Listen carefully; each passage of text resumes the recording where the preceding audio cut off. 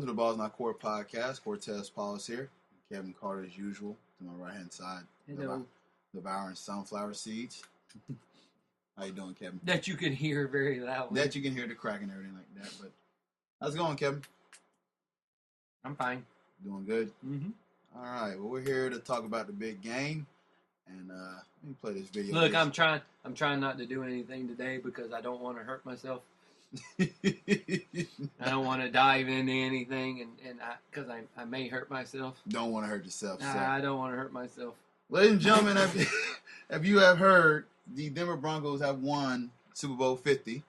I know I sound calm, but let me just go ahead and play a little bit to sign my reaction of that night.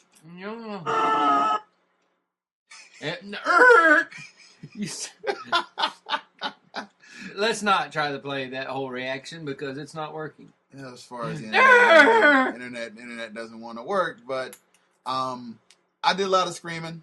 I was going to play the video, but apparently all you did was go. I know I did that, but apparently it doesn't want to play it. But you know, anyways, you sounded like a hurt donkey. Oh, ladies and gentlemen, okay, Cortez? Let's just say I was very happy, ladies.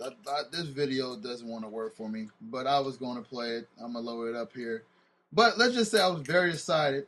I kind of was reacting my way, but I was waiting till my reaction was going to actually, until the clock hit 0 for me to react. So, well, let's just say here it is a little bit right here.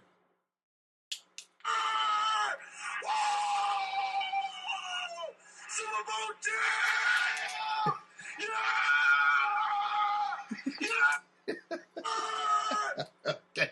So you sounded like a hurt donkey and Ric Flair all at the same time. Ladies and gentlemen, the team I root for, the Denver Broncos. We would have never guessed you rooted for the Denver Broncos. Super Bowl champions, and I could not be any more happier. Kevin has told me to go check the avenues, but I ain't have time yet, so I'm going to either check that out. You've had only 2 teams you like win the Super Bowl. I'm telling you. Win a championship. Yeah. So because your basketball team, no. Yeah. I mean, my college football team is done well in the past. Like I said, so, them yeah. and now your pro football team. So my football teams have won me some titles. My basketball team, on the other hand, which is, y'all already know that's my first love, basketball. No, that isn't so much. We haven't had our luck, but no. But let me just say, man, it's a great feeling. I'm just still stunned. Let me just tell you, I'm gonna go ahead and let me speak a little bit because that's Kevin over here. You can enjoy your sunflower seeds. Don't hurt yourself. I already knew it was going to be a good day when the Magic beat the Hawks, which Cam is from Atlanta. Oh my God! So here we go that way, I had a little sign. This hot popping. This sign that we won on the buzzer. My team won on the buzzer beater, the Magic, and I was like, "Well, Cam is from Atlanta, and this is some kind of sign telling me that your football team is going to do okay tonight." No, it's a sign that the Atlanta Hawks suck. That's what this sign is. They're the third best team in the East right now. They suck. Right now. They suck. They're going to get rid of everybody, so something's fucking wrong with them. So I was very excited about that, and once it got to the game time, I would just, I just kept quiet the whole week. Like I said on this podcast before, I kept quiet the whole 2 weeks because everybody was, on the Carolina bandwagon. The Cam Stop! bandwagon. Now hold on. So stop saying everybody. Stop.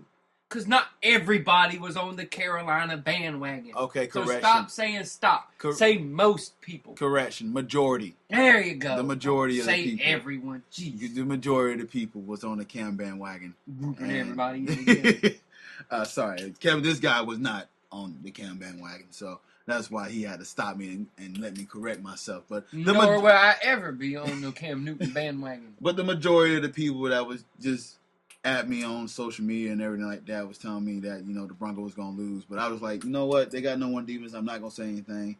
Because last time I talked junk about my team, they got worked over in Super Bowl 48. But what in the word? Yeah, Armageddon or whatever you want to call it. It was bad, but I was quiet and I just let the game play it out. And once the clock hit the zeros, that's where you hear the. I guess Kevin said I sound like a donkey. I don't know what he said I sound like, but at the beginning of it, you went, woo, then you went into Ric Flair, and then you actually remember the name of the team and what they were playing for. Yes, it was great. So in that order is the way it went. Yes. So. Yeah. All right, enough of me talking. I'll let Kevin talk here and what his thoughts about the game and whatnot. And tell me what you think, man. That was the world's shittiest Super Bowl. That was a bad football game. That was a terrible football game. Didn't enjoy it? I didn't care. Yeah, I don't know. Because I was watching it to see if I was right or not. I was watching it to see if all the prop bets I had was right. Because I had Mike Carey getting a replay wrong. That happened right off the bat. I was like, yeah! Defensive touchdown scored by either bam! Right off the bat. Got that one. First point's going to be a field goal. Bam! I got that as soon as I seen, Denver's getting the ball first. They're going to kick a field goal. So I got that one right off the bat. Peyton Manning throwing an interception. Bam! Got that one. Cam Newton throwing an interception. Bam! Got that one. I should have had one that said Cam Newton being a bitch. Bam! I would have got that one right off the bat. Yeah, what you thought about Cam got beat up that whole game, and you can tell it got to his psyche and whatnot. So, what do you think Cam Demeanor was like the whole game? That he never seen a defense this well. He just never seen a defense like this that got to him and beat him up quite a bit. Well, so some people were trying to tell me they've been coming from behind all year long and blah blah blah and all this stuff. The Panthers, in their great, gigantic 15-1 record, paid their whole thing. Teams were like 17, 18, 19 games under 500. They didn't even play a 500 schedule. It was like .444, their schedule. So they did not play an exceptionally strong schedule. They played the AFC South, which was horrible. They played the NFC South, which is horrible. That was right there. You get a game apiece with them. That's 6. That's 10 games out of their 16 games were against one of those teams. I think ended up having a winning record, and that was Houston. Wow. The rest of it was no-go. Yeah. So I'm like, yeah, but they played a really shitty schedule where they see nobody. But what made me mad, and what still kind of, it gets under my skin, don't make me mad because there ain't nothing I can do about it. But what gets under my skin a little bit is there's a saying where be as gracious when you aren't succeeding than you are when you are having success. Cam Newton has done none of that. Even today, when he was asked about stuff via the Charlotte people, you show me a good loser, and I'll show you a loser. You can't.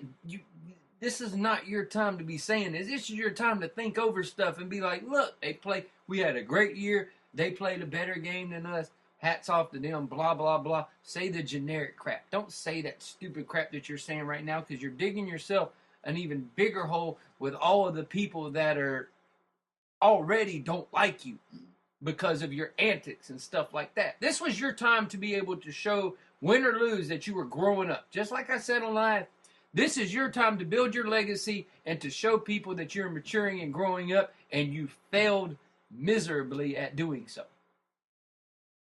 And then you going, well, I was awkwardly standing, so I didn't want to dive on the ball. I see people that throw interceptions, don't even try to run people down for the ball and everything like that. This is the Super Bowl. You dive on a ball when there was no one around you. You planted your leg wrong. You're 6 foot flipping 5. If you would have fell down, you would have fell down right next to the ball. You didn't have to dive. You could have just fell. And you would have landed on it. That's not true. It was still 16-10. They had a shot. He goes, in his best line, well, that didn't have nothing to do on the outcome of the game. Well, really, Cam, it did. It put them up 2 scores instead of 1. So, yes, it did have some outcome on the game. You're an idiot. Dude, just shut up. You're digging yourself even further into a hole with all of this stuff you're talking about. Your mind even changed about him. Yeah. In the outset and during the game and everything like that. You come home and you was like, I'm glad we didn't win, because if we would have lost to them, I would have been pissed with the way he was acting and everything. It's because, like I said, be just as gracious when you fail than when you succeed. Right. And he is far from it. Yeah, the way he was acting, I was like, I was on Cam's side. I was like, listen, I said, I believe he's growing up, and I think he's learning, taking that step and like that. But you right, it took a big hit when I saw that. Like, listen, okay, now, I know you're in the biggest game of your career, and losing does suck. I mean, we all gone through it, but, we play sports and in some sort of fashion, and losing does suck. I play high school football now. Not now I'm comparing it to NFL by whatsoever, but losing regardless just sucks. It does. But you have to handle it a better way than you have to, because you're the face. They're trying to make you the face of the NFL now. And every other face of the NFL, if they lost the Super Bowl, has been gracious, has been humbled, and has done what they were supposed to do at the end of the games. Mm-hmm. Peyton, Tom, all of these other guys. Russell, they have done. Russell. Take a look at what your coach did and try to learn from your coach. Because that was one of the best losing locker room interviews, so to speak, that you will ever see. Take a note from these guys. These guys are doing. You went up and you acted like a complete crybaby. You went up, and we shouldn't even be talking about this right now. We should be talking about a Broncos win, but instead we're talking about how much of a bitch you were at the end of the game. And because somebody is on the other side of the curtain saying what their game plan was, you got upset and you left. No, the game plan was to make you throw the ball, and guess what? You didn't do it. Your receivers didn't catch it. You were off on a lot of throws, and that's what happened, and that's how they beat you. You should have respected it, and you should have automatically said, as soon as you heard that, you should have turned around, looked at them people, and said, he's right. If you would have said that instead of getting up and walking off, yeah, then they would have looked at him and said, he knew what he said, and they were right. And he was right. Yeah. Because that's how they stopped us. They made us turn one-dimensional where we ran the ball effectively during the year. We wasn't able to do it this game because they shut us down. Listen, Cameron, that's why I think that y'all have this talent to make another run back to the Super Bowl. I think you got enough talent to do that, but you can't win them all, man. You gotta handle it better. And a lot of these kids are now looking up to you. A lot of these kids is wanting Cam Newton jerseys. How do you think they feel when they see their hero is looking deflated and looking like that? It just sends a bad body language to these kids that look up to you. So I'm hoping you learn from this and everything like that. But it's hard, man. Because I really thought that this guy was turning the corner. But like I told Cal, I was like, man, I would have been upset if we lost a guy like that. Because you can only imagine that he would start showboating and win like that. And I was like, then I would have took it the wrong way. Because now I see how he's acting when he's losing. I'm like, man, that's really? Mm-hmm. He's being a big baby right now, man. His other teammates were acting more. And that's what I tried saying last week, that this was one of the trying times for him to define his legacy, win or lose. Mm-hmm. Either way, it was how he was going to act and how he was going to present himself. Yeah. And I got flailed last week for saying what I thought, and now everybody's coming around going, well, you might have been on to something. Well, no shit, I was on to something. You can see it. You can see it. It's not fake, him giving it to kids and everything, but him doing all that juking and it's fake. It to me,